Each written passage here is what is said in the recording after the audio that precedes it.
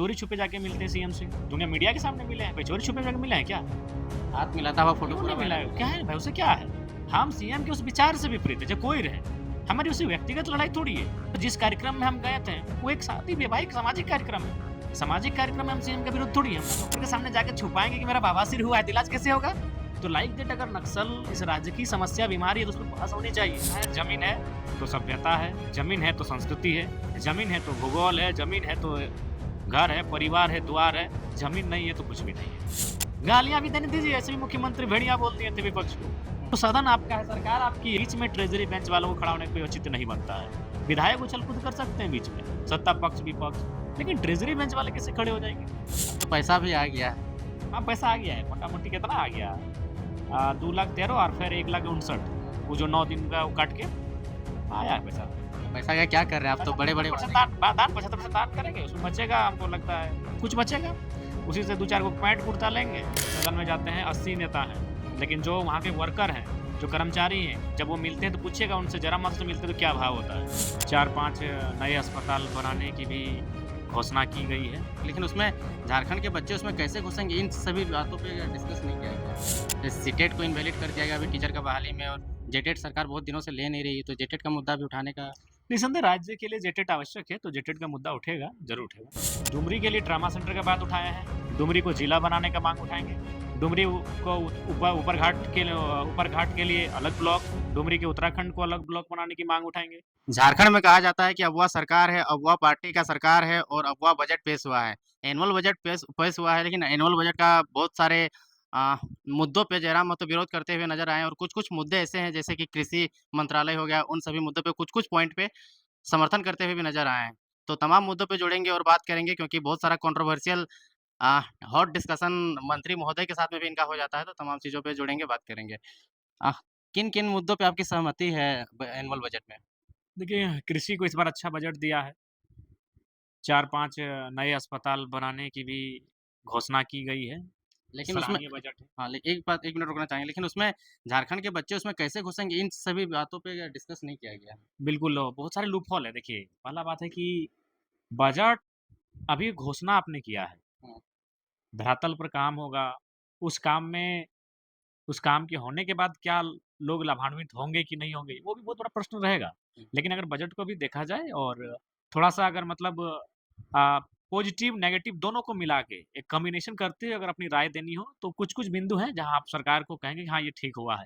लेकिन मुख्यतः जो वादे रहे, विशेषकर युवा को लेकर, मज़दूर को लेकर, प्रवासी मज़दूर को लेकर, उनमें कहीं न कहीं राज्य सरकार फेलियर दिख रही है।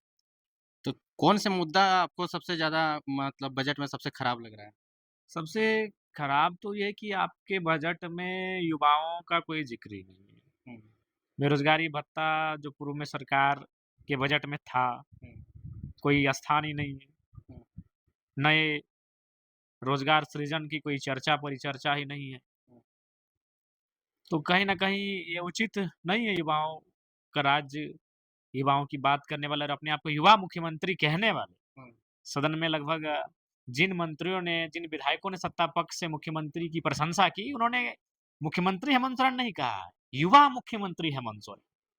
तो एक युवा मुख्यमंत्री होने का दम भरने वाले मुख्यमंत्री अगर युवाओं को इस प्रकार से माने निराशा और हताशा के बादल में झकझोर देंगे, मेरे हिसाब से उचित नहीं है। युवाओं के मुद्दा को जोरदार से उठाएँगे क्योंकि सरकार जब 24 से पहले जब थी उस समय 2021 को नियुक्ति वर्ष बताती थी, 22 को नियुक्ति वर्ष बताती थी, 23 को नियुक्ति वर्ष बताती थी, लेकिन सब प्लेन जाता था।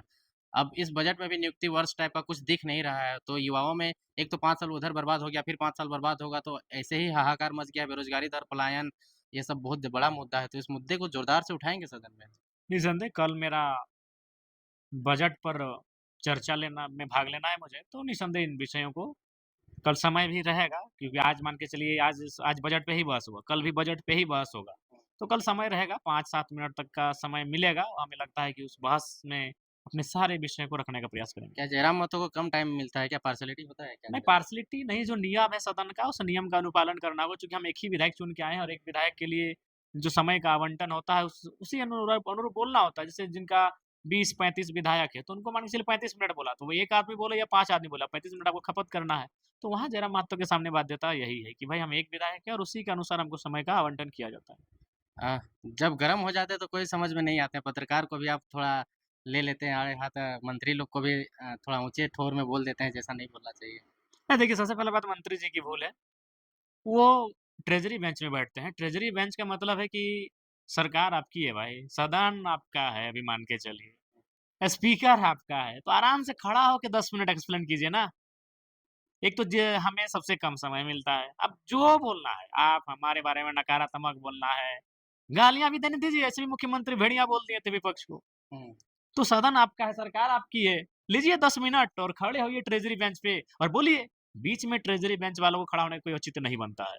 विधायक उछल-कूद कर सकते हैं बीच में, हुँ। सत्ता पक्ष, विपक्ष, लेकिन ट्रेज़री बेंच वाले कैसे खड़े हो जाएँगे? आप खड़ा होके अपना बचाव करते हैं कि मैं या फिर जो विषय मैं कह रहा था कि उस समय जब वीडियो सीओ पे नियंत्रण था, तब हुँ, बोलते हैं कि अभी भी वीडियो सीओ पे नियंत्रण है, बात ही खत्म हो जाता। हुँ। हल्ला करने की ज़रूरत ही नहीं थी मंत्री को। मंत्री हल्ला करने के लिए नहीं होता है, हल्ला करने के लिए विधायक होता है, विपक्ष हल्ला करने के लिए होता है। अब मंत्री हल्ला करेगा तो फिर काहे की सरकार भैया? खराब लगता है सब चीज़ देख कर के। नहीं, बिल्कुल वे लोग कहीं न कहीं जो एक सदन की गरिमा होती है, उस गरिमा के विपरीत कार्य कर रहे हैं। ट्रेज़री बेंच को हक नहीं बनता है। लेकिन सत्ता पर आपका आपका हर बात का रिएक्शन सत्ता पक्ष देती है। रामदास सोरेन आप बोले कि आंदोलन में बैठने पड़ेगा 1,36,000 करोड़ लेने के लिए, तो आंदोलन में बैठेंगे, समर्थन देंगे। तो उसका जवाब दिया रामदास सोरेन ने, शिल्पी नेहा तिर्की। मतलब आपके सत्ता पक्ष के लोग हमके आपके हर एक एक्शन का रिएक्शन देते हैं। अरे भाई, राज्य में एक्शन का रिएक्शन तो होगा ही और जयराम मातो जहाँ रहेगा वहाँ तो होगा ही। देखिए, सबसे पहला बात अब तो हम जो 1,36,000 करोड़ का बकाया है, उसमें भी जब मैंने अध्ययन किया तो उसमें तो 1,00,000 करोड़ तो सिर्फ़ हमको लगता है लैंड का बकाया है। हुँ, तो लैंड इसका मतलब स्पष्ट वो तो आम जनता का पैसा है। इसीलिए जीएम लैंड की रसीद नहीं काटी जा रही है। जीएम लैंड के नाम पर ये जो माइनिंग्स का मामला हो, आउटसोर्सिंग खनन का मामला हो, ये मोटी रकम उठा रहे हैं ये सरकार लोग। वो सरयू राय जी का सवाल है, सवाल को मैंने रखा है, अभी अध्ययन करना बाकी है। अध्ययन करेंगे और इस पे जोरदार बहस करेंगे। 1,36,000 करोड़ जो ये माने सरकार जो हल्ला मचा रही है मन से, वो पैसा सरकार का है कि जनता का है, वो भी बताएँगे। आप जीएम लैंड हो, सीएनटी लैंड हो, जितना खरीद-बिक्री हुआ आप देखें, आपने कुछ जो क्वेश्चन किया था, तमाम ज़मीन के मुद्दों पे ज़्यादा फ़ोकस कर रहे देखिए, हैं। मेरा मानना है ज़मीन है, तो हुँ। सभ्यता है, ज़मीन है तो संस्कृति है, ज़मीन है तो भूगोल है, ज़मीन है तो घर है, परिवार है, द्वार है, ज़मीन नहीं है तो कुछ भी नहीं है। लोग पूछ रहे हैं उस दिन डुमरी में रात में जो कोयला रोक रहे थे, कितना कोयला चोर पकड़े और नहीं पकड़े, और बाद में अगला स्टेप आपका क्या होगा कुछ बता अभी नहीं रहे हैं। सदन आ गए हैं, सदन के पास जाएँगे तभी ना हिसाब फिर करेंगे। शनिचर इतवार को जा रहे हैं डुमरी, फिर फिर रैंडमली जाँच होगा। एकदम अचानक रैंडमली एकदम डर भय थोड़ी है, रैंडमली जाँच होगा। अच्छा।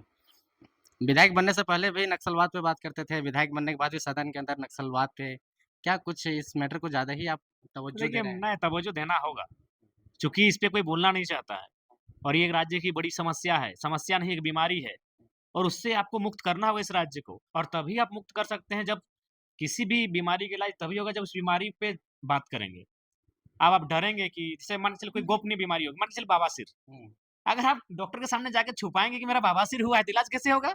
तो लाइक दैट अगर नक्सल इस राज्य की समस्या बीमारी है, तो उसपे बहस होनी चाहिए, उसपे चर्चा परिचर्चा होनी चाहिए। क्यों लोग इस विचारधारा की ओर आकर्षित होते हैं, उस विषय को जानना होगा।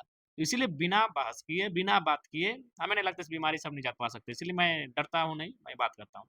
1932 खतियान पर तो आप जगह-जगह मतलब हर विधानसभा घूम-घूम के जनसभा करते थे और एक इंसान के एक इमोशन में भर दिए थे 32 होना चाहिए, होना चाहिए। अभी 32 का क्या स्टैंड है? देखिए ना, हम लोग तो 32 पे लगातार हम उस दिन सवाल भी 32 को ही लेकर दिए थे, तो वही प्रक्रियाधीन है, प्रक्रियाधीन है, प्रक्रियाधीन है। पता नहीं लोग किसी संवेदनशील मामले को हमेशा प्रक्रियाधीन में उलझा के रख देते हैं। युवाओं के लिए जो अभी शिक्षक की बहाली बहुत दिनों से नहीं हुई है। सीटेट को इनवैलिड कर दिया गया अभी टीचर का बहाली में, और जेटेट सरकार बहुत दिनों से ले नहीं रही है, तो जेटेट का मुद्दा भी उठाने का। निस्संदेह राज्य के लिए जेटेट आवश्यक है, तो जेटेट का मुद्दा उठेगा, ज़रूर उठेगा। निकल भी ग्रामीण युवाओं का राज्य, युवाओं की बात करने वाले और अपने आप को युवा मुख्यमंत्री कहने वाले हुँ, सदन में लगभग जिन मंत्रियों ने, जिन विधायकों ने सत्ता पक्ष से मुख्यमंत्री की प्रशंसा की, उन्होंने मुख्यमंत्री हेमंत सोरेन नहीं कहा है, युवा मुख्यमंत्री हेमंत सोरेन।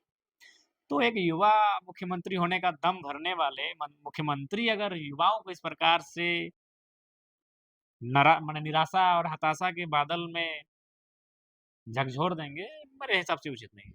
युवाओं के मुद्दा को जोरदार से उठाएँगे क्योंकि सरकार जब 2024 24 से पहले जब थी उस समय 2021 को नियुक्ति वर्ष बताती थी, 22 को नियुक्ति वर्ष बताती थी, 23 को नियुक्ति वर्ष बताती थी, लेकिन सब प्लेन जाता था। अब इस बजट में भी नियुक्ति वर्ष टाइप का कुछ दिख नहीं रहा है, तो युवाओं में एक तो 5 साल उधर बर्बाद हो गया, फिर 5 साल बर्बाद होगा, तो ऐसे ही हाहाकार मच गया, बेरोज़गारी दर, पलायन, ये सब बहुत बड़ा मुद्दा है, तो इस मुद्दे को जोरदार से उठाएँगे सदन में। निसंदेह कल मेरा बजट पर चर्चा लेना में भाग लेना है मुझे, तो निसंदेह इन विषयों को कल समय भी रहेगा क्योंकि